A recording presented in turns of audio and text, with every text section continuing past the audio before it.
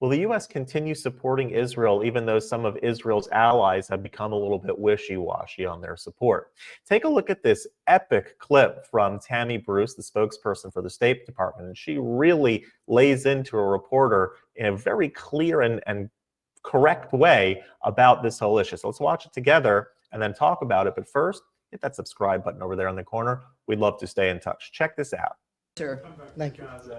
Specifically because tomorrow Germany's foreign minister is going to be here and meeting with the secretary. Germany's government has kind of shifted quite a lot in the last few days on their position of support for Israel. They've been, alongside the US, one of the main backers of Israel in this war, and now they're saying, the chancellor is saying that the war in Gaza is no longer justified by the need to fight Hamas. So it seems like whatever coalition was left of countries, including the US, backing Israel seems to be getting smaller. Are you concerned that there's even less international support for Israel? Does that influence the way that the US is thinking about this? That one of the main European countries backing Israel is again, Chancellor Merz noting that Israel's actions can no longer be justified. The fact of the matter is that Hamas has put the people in Gaza in this situation by launching that attack on October 7th and continue, of course, to maintain their weapons. So when we think about actions that can no longer be justified, I think we should adjust ourselves and look at what put us in this position in the first place. Regarding the UK, Canada, France, and any number of others that took disappointing steps last week, unilateral recognition of a Palestinian state, in this case, is unproductive and obstructs ongoing U.S. efforts towards peace in the region. And I think that there's a clear line that has been drawn by President Trump, which again definitely disturbs the status quo, which is that there has to be peace, not just for 6 months, not because there's been a deal made for a year, that this has to be enduring. The entire framework has to change. He's not kidding. He's not kidding, because otherwise, in 5 years or sooner, someone will be in your position, someone else will definitely be in my position, having the same conversation. We can't allow that to continue. That is President Trump's understanding and vision of the change that needs to occur. And the fact is that the status quo does seem to be perhaps the easier thing to maintain. But it's not the one that's going to save lives. All right. Yes.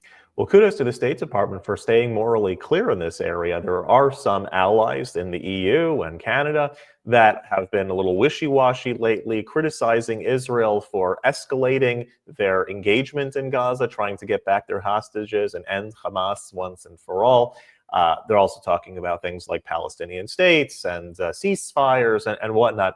But I think the U.S. has the proper perspective in this, that this shouldn't be seen as one in another oncoming group of Gaza wars, that this should be the last of the Gaza wars, and to figure out a solution that is going to work for lasting peace in the region. Because as Tammy Bruce correctly said over here, if status quo is maintained, and Hamas remains in power, or a group like Hamas remains in power, the same thing is going to happen again. And you know who says that? Hamas. Hamas says that at the first opportunity to do another October 7th, there's going to be another October 7th, and another one, and another one. So to make a ceasefire in order so that the terrorists can regroup and rearm themselves in order to plan out bigger terrorist attacks seems foolhardy. And so I think the U.S.'s idea, whether you like the actual idea, the working ideas on the ground, the idea that this should be the last of the Gaza wars and not just one in a slew of many, I think is the correct approach, to think of a lasting peace opportunity, because we don't want to be having this conversation in 5 years from now or 10 years from now. Nobody wants this. Nobody wants this. And so let's figure out a situation, however nitty-gritty it has to become, but let's figure out a solution that is going to work for everyone in the region. A lot of the Gazans want to leave at this point. So let's have at least the discussion about how to make a lasting peace in the region, and not just ceasefire now and sign papers and back to this in another 3 to 5 years. If you like this content overall, hit that subscribe button over there in the corner. We'd love to stay in touch. Take care.